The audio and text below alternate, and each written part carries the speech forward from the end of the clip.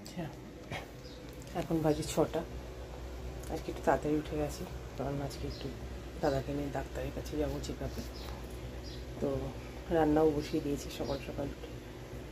হ্যাঁ, ভাত হয়ে এসছে, আর মটর ডাল করছি উচ্ছে দিয়ে। কারা কারা মটর ডাল ভালোবাসে উচ্ছে দিয়ে ভাব বলবে কেমন।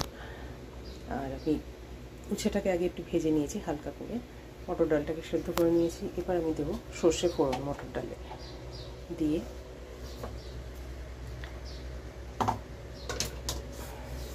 ডালটাকে ওর মধ্যে দিয়ে দেবো। দেখ,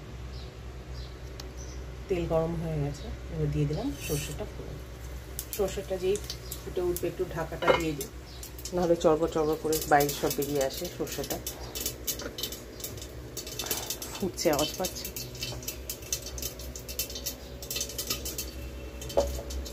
আসলে দাদা দক্ষিণেশ্বরতে যেতে খুব ভালোবাসে। কালকে আবার গেছিলাম দক্ষিণেশ্বর, খেয়ালই ছিল না যে আজকে সোমবার, তারপর আবার নিরামিষ আর চেকআপ আছে, ভুলেই গেছিলাম। কালকে যদি না যেতাম তাহলে কিছুটা রান্না করে রাখলে আজকে আর এই সাত সকালে উঠে এই ঝামেলাগুলো করতে হতো না। যাই হোক, দাদাই বললো সকাল সকালে একটু উঠে চটপট একটু রান্নাটা করে নিই, তাহলেই হয়ে যাবে, কারণ 10টাতেই বেরিয়ে যাব।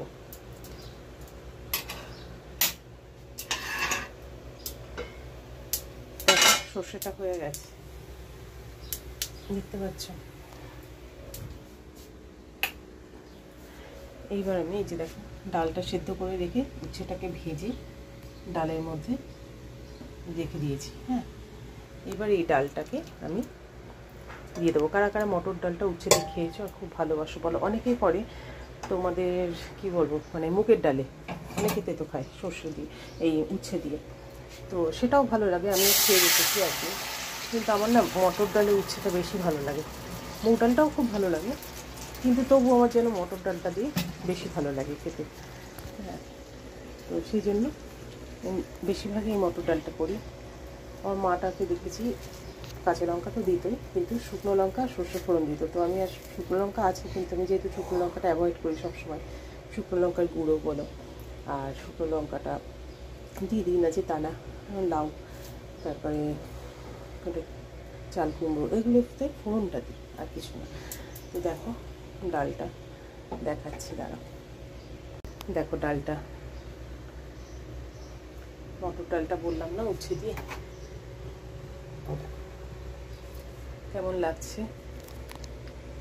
আর কেমন লাগছে দেখে তো খারাপ লাগছে না, ভালোই লাগছে।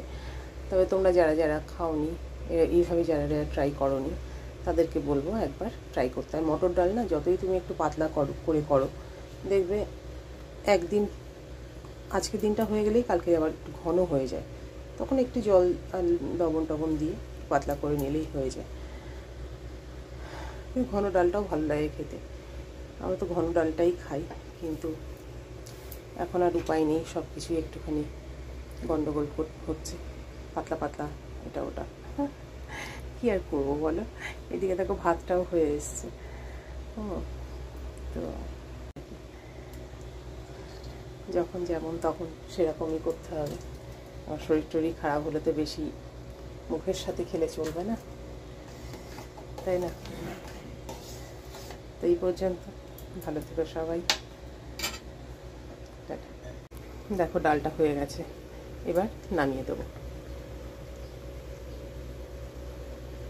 উচ্ছেটাকে একটু হালকা ভেজো, হ্যাঁ, খুব বেশি ফ্রাই করে ফেলো না, কালো কালো করে।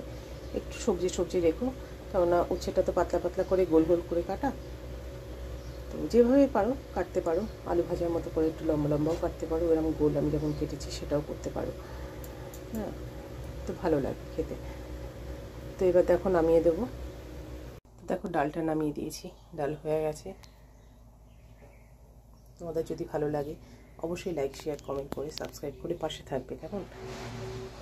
রান্না মোটামুটি হয়ে এসছে। এখন দিয়েছি কাঁকরোল আর উচ্ছেটা সেদ্ধ বসিয়েছি প্রেশারে।